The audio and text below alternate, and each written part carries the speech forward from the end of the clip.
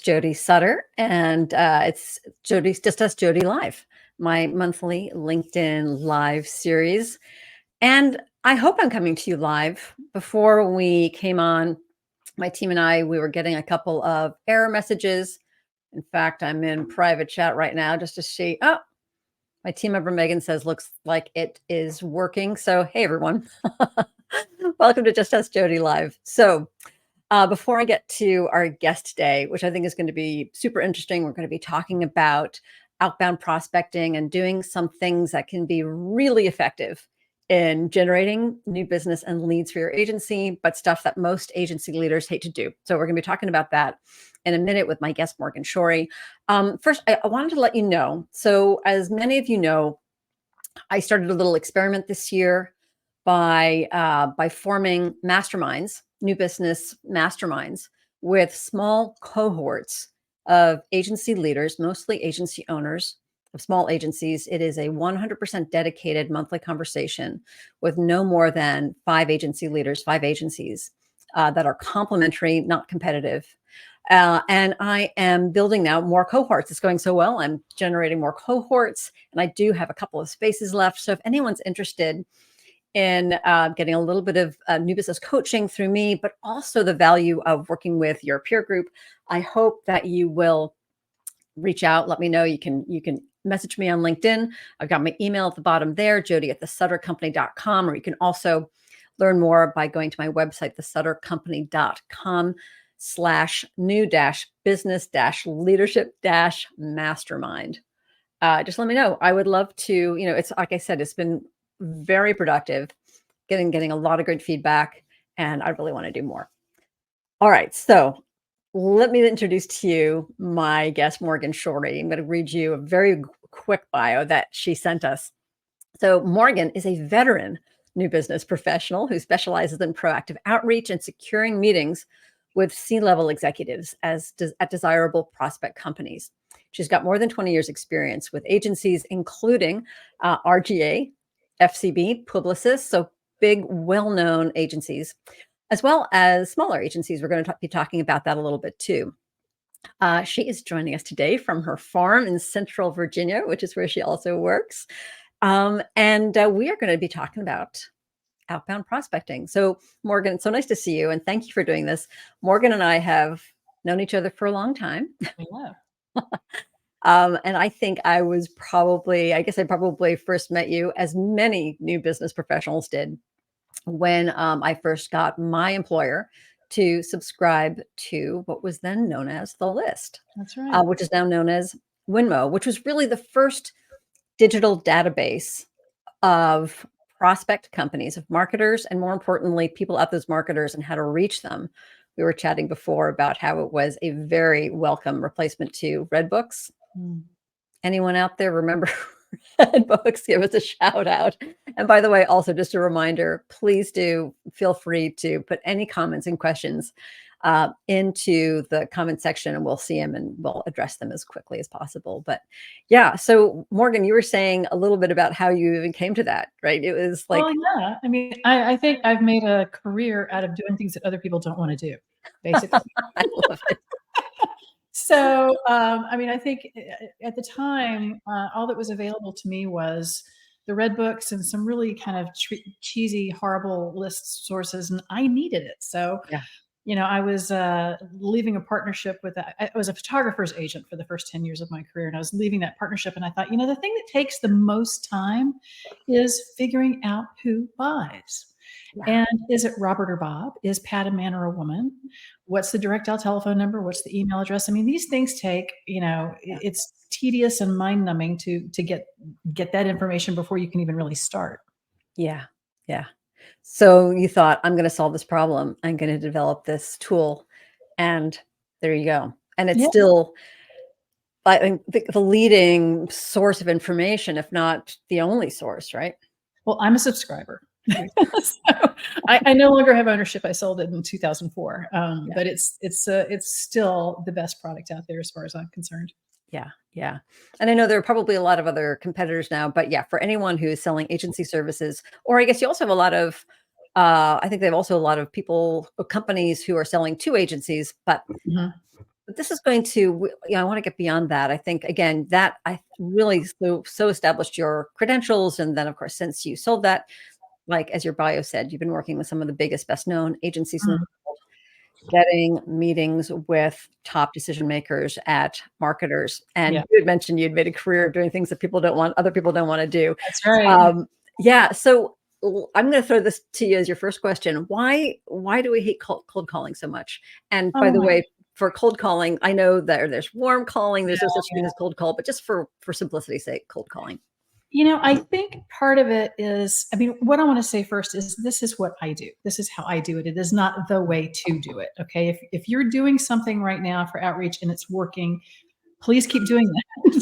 Don't listen to me. But this is how I operate. And the business of cold calling, I don't like to think of it as cold calling. That doesn't really get into my consciousness. I think more about what is it that I'm asking this other person to buy into, to say yes to.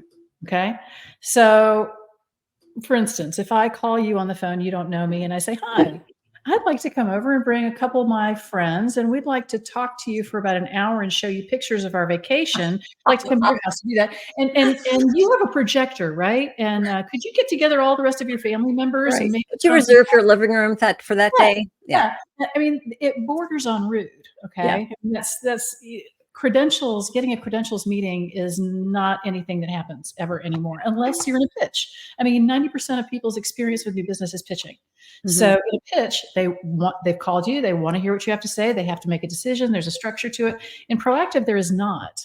So if I were to say to you instead, hi, would you like to go on a lunch cruise on a yacht in Cannes with Halle Berry and 5 other guests? You say yes. Yeah. And everything in between. So, it's depending on what your agency's attributes and assets are and what you have to work with, resources, time, energy, and dollars. You formulate, in my view, it takes a long time to figure out how to get through, but you have to formulate something that I have to ask questions that people will say yes to. Yeah. So, God, there's like a bunch of stuff that I want to, hopefully I'll get to it all. So you talked about, now not every agency is going to have a presence at Cannes, and not only have a presence at Cannes, but have, parties that everyone wants to go to. But you said 2 things that were really interesting. You have to have a message that someone is going to respond to. I'd love to hear you talk a little bit more about the nature of that message. And then you also said something about asking questions. And so after you talk about a little bit about the messages that work and don't work, I'd love to hear about some of the questioning strategy that you use too. I think when you're talking to somebody that you don't know, and this is really difficult because, as I said, most of our orientation is in pitching where you're selling. Okay. Yeah. And when your client's giving you permission to pitch. Exactly. And so when you're dealing with a prospect that you don't know, the first, half or 3/4 of your relationship has to be a listening mode. And so your job in that situation is to ask questions that will hopefully reveal a problem that marketing can solve. So you have to get into that spot to begin with. You asked about the extremes of can versus not, and I'll give you an example that I think will highlight what you've asked. Okay. And when I was working at Berlin Cameron, which we were probably 50, 75 people, I could see everybody in the same room. So it was not a huge agency. And what I did is I went to Harley Davidson. Our message at that time was helping brands find their place in culture. This is way back. So we go to Harley Davidson and say, all right, Harley Davidson, you're doing a great job with white men over 40. We would like to come and talk to you about women and minorities. And then had in that case studies that proved that we had the skills to put a brand in culture with those audiences. Yeah. So, and we got that meeting, and we were I don't want to say we were nobody, but we were a small agency at that time. Small. Yeah. Berlin Cameron in its day, even if its beginnings was pretty high profile, nevertheless, it probably also was competing with a number of agencies that probably ran in the 4 figures, right? It's still a lot of competition. Also, we know a lot about ourselves. We do a lot of navel gazing. We know all about agencies. We read the trades and everything. Clients don't really, they might know the very, very big names, but most clients don't follow us the way we think that they do. I want to don't. go back to the Harley Davidson thing for a minute, because that is fascinating to me. So a couple of things that I see agencies do, a couple of mistakes on either extremes. One, they go in saying, one of the phrases that I really hate, ironically, we'd love to show you this. We'd love to have a meeting. Hate that, because the client doesn't know if they want to. I mean, who cares what you love? So it's what you said with your message at Wet Berlin was both about you, but not directly about you. It was also both about the client without doing what I also see agencies do. Sometimes they'll go the opposite end of the spectrum, and they'll just do all this work on the client, this big pitch when they haven't been given permission. We've done research and What you did is you said, here's what we know. We know how to put a brand into culture. And we also know, just by looking at what Harley Davidson is doing, that they're not doing a great job outside of white men. And maybe they'd be interested in learning more about how to reach women. Exactly. There has to And be. maybe not. I call this. I mean, this is an offer, right? I'm bringing you a cake and a bottle of wine. You know, we're gonna come over, and I'm gonna bring something, and we're gonna host this gift. Yeah. But and similarly at RGA, like when the pandemic hit, suddenly, hey, there's no more meetings anymore. So in that situation, we started doing lots of RGA is brilliant, and they're putting out thought leadership at all times, but we started doing live webinars. And so I would have this piece of thought leadership, a white paper. We would launch the paper, we would launch the event. And then after the event, I would say, hi, I work for Sean Lyons, CEO of RGA, and he asked me to reach out. We've just published this study on how men shop or something, whatever it is. And he would like to get a Zoom or a call with you just to see if perhaps you're seeing some of the same issues that the research uncovered. So in the email, they have a link to the research, which they can download. And then I also attach, think of all the reasons why somebody's going to say no. Yeah. Right. You might be boring. You might make me want to sit through a PowerPoint presentation. They're thinking of all the things that would be yuck. Yeah. And so in that request, I will send a profile of my executive, which is not just a bio. It has pictures of them and talks about, their first job and why they studied what they did in college. It's more to help you get them to know them as a person. And then an agency one sheet, so that even if they've never heard of you, they go, oh, okay, I know your client. I've heard of them. Oh, you're real. They're both just legitimizing tools. Yeah. So I've made a phone call and I've said this, probably got a voicemail because nobody answers their phone. And then I sent an email. Hi, Bob. I just left you a voicemail just now. And funnily, they return the email because they don't want me to call them again.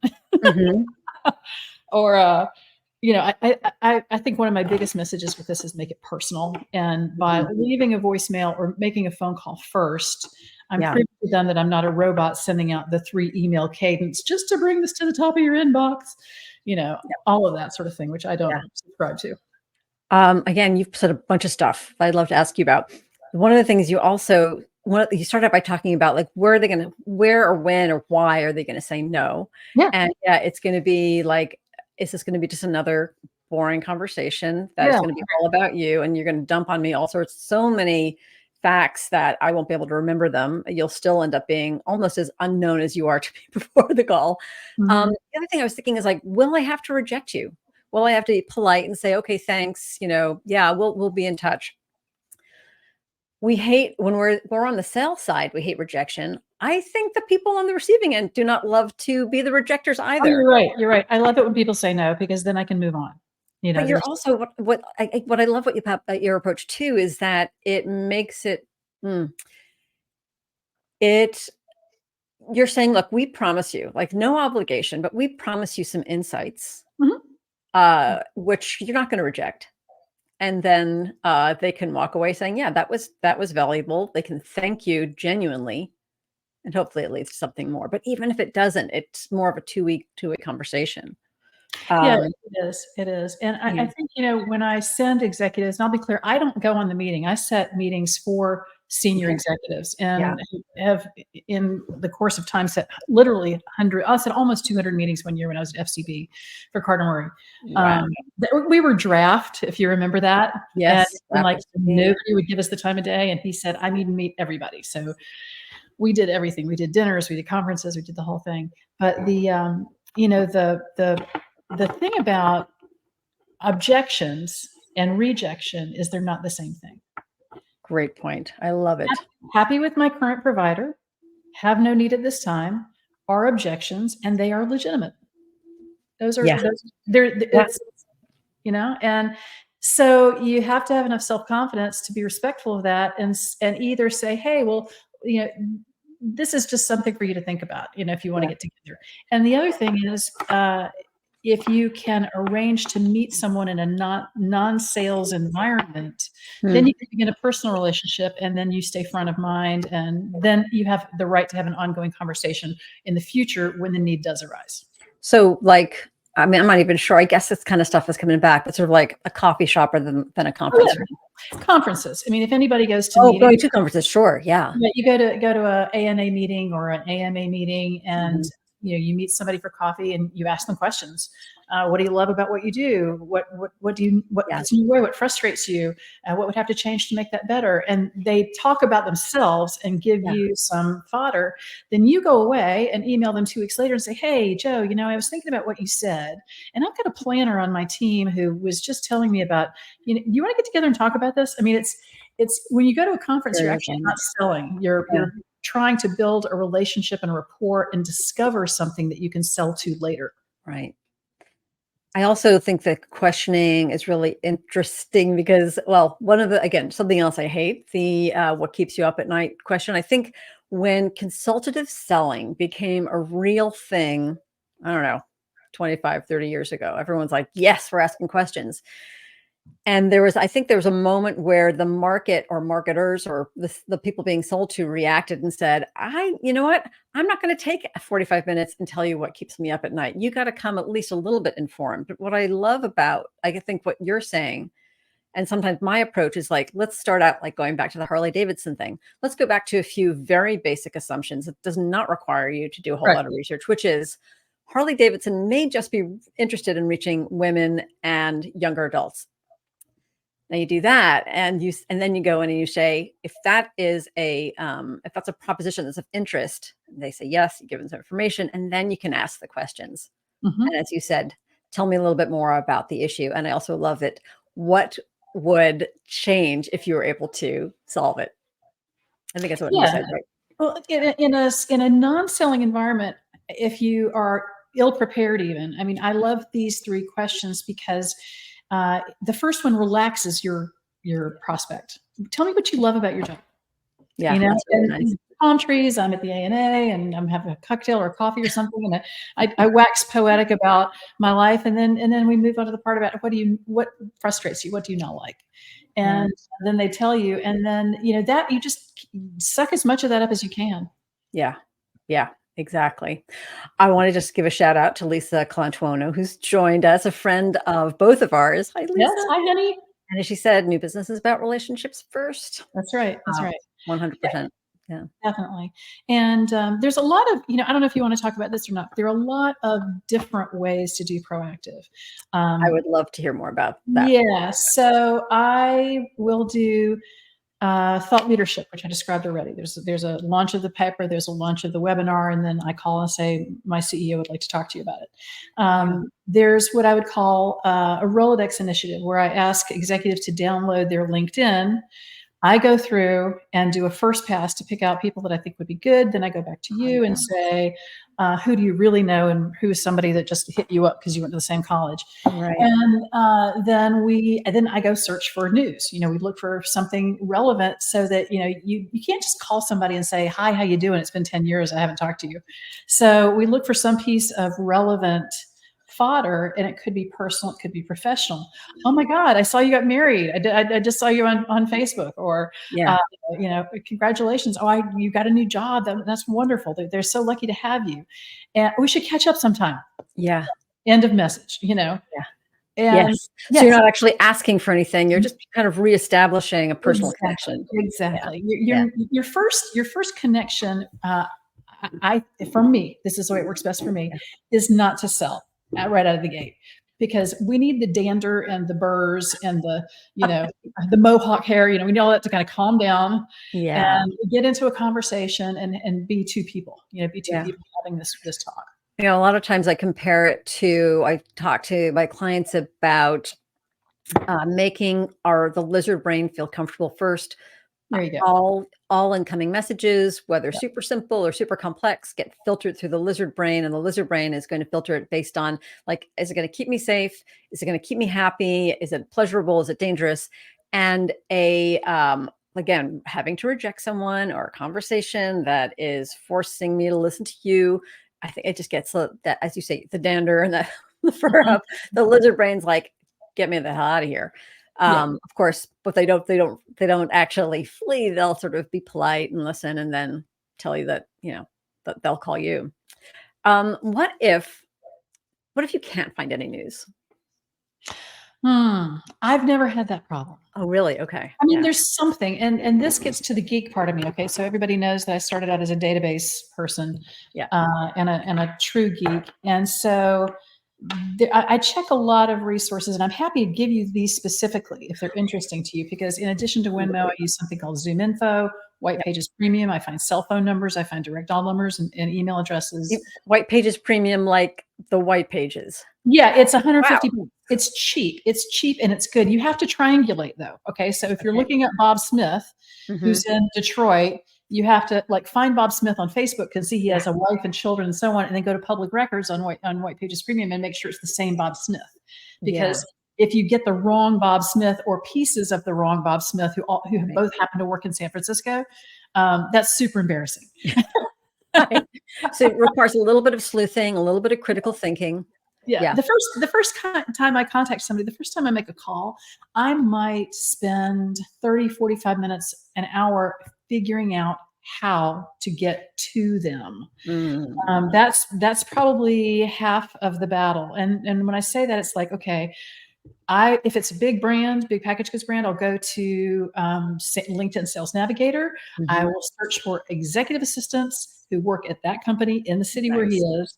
And I'll look one of them up on White Pages Premium or ZoomInfo, get the phone number, the email address. Sally, hi, I'm sorry to disturb you.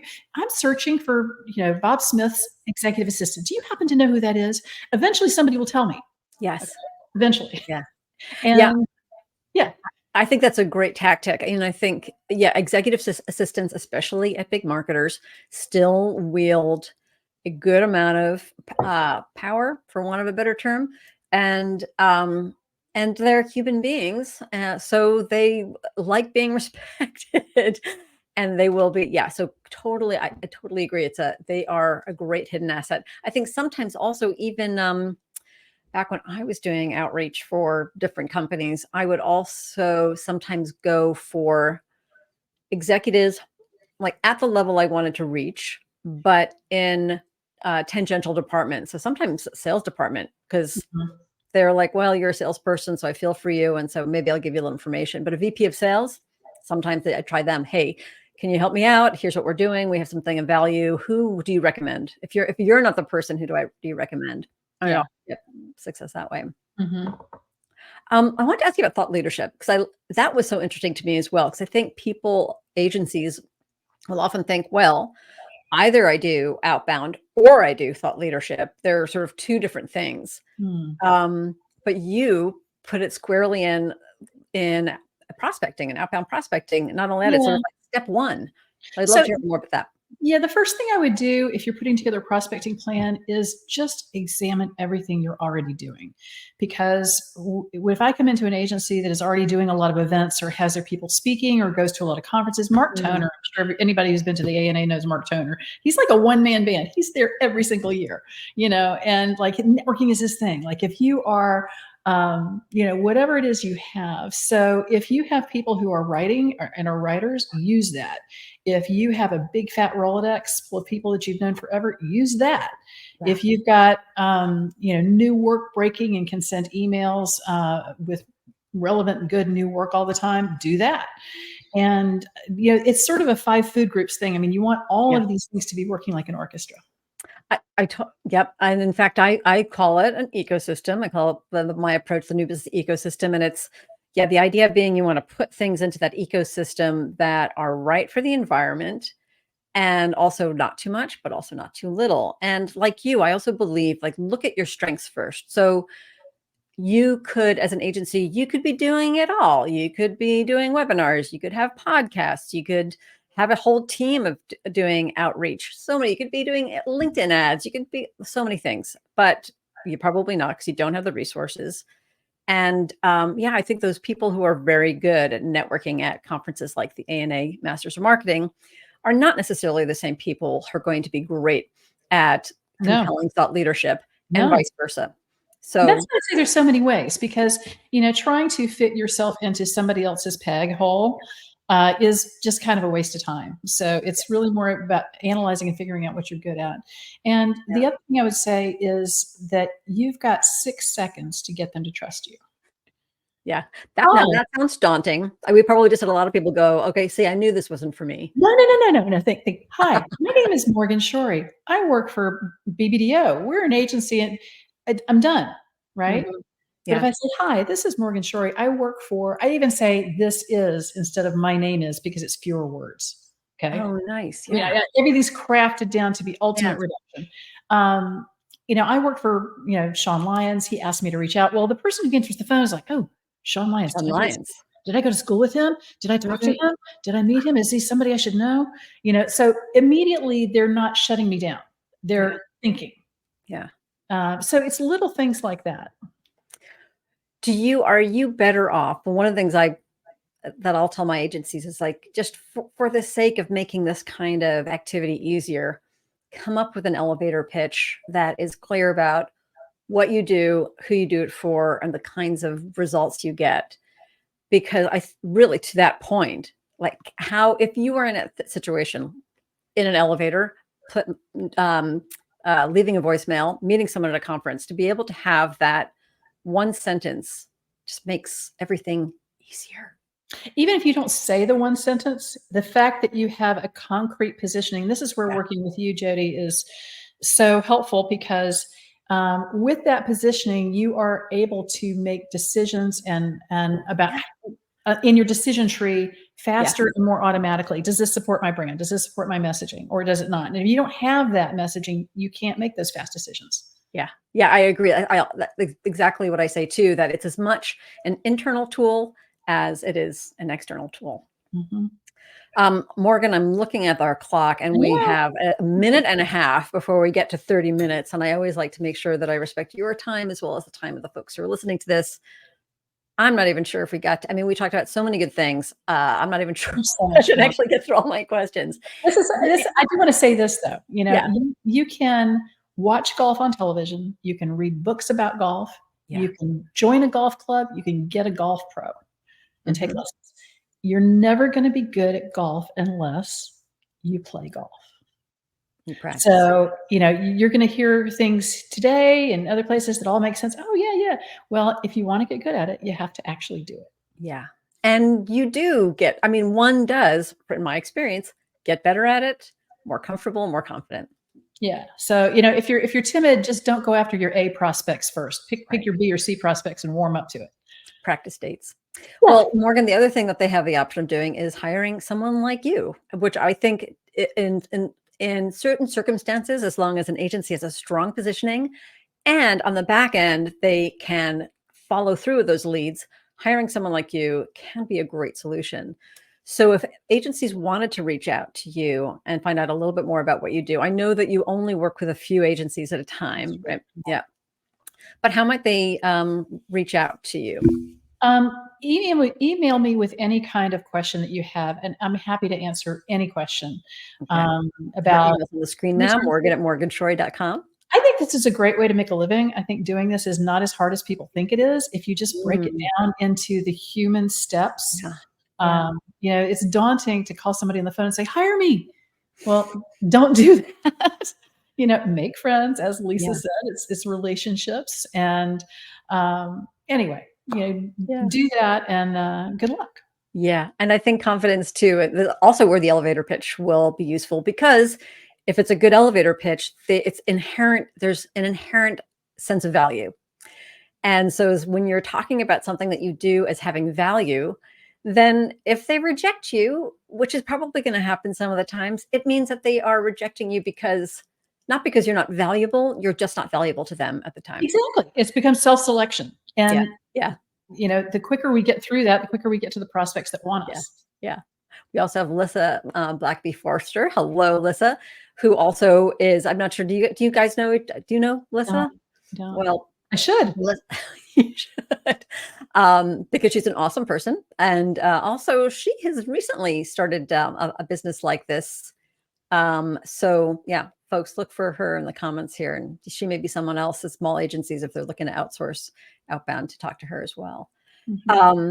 Morgan, thank you so much. This was really useful. We're going to put a bunch of resources, and Morgan, we'll probably follow up with you to make sure we have those resources that people can use, use for free, in some cases maybe, to help you grow your intelligence on your prospecting. And this has been great. We might have to have you back on again because, like I said, I've got a lot of questions we haven't. So it was a lot of fun. And if you want to dig down into one area of it, we can get very tactical. I'm happy to share. Okay, cool. That for next time. Thank you so much. All right.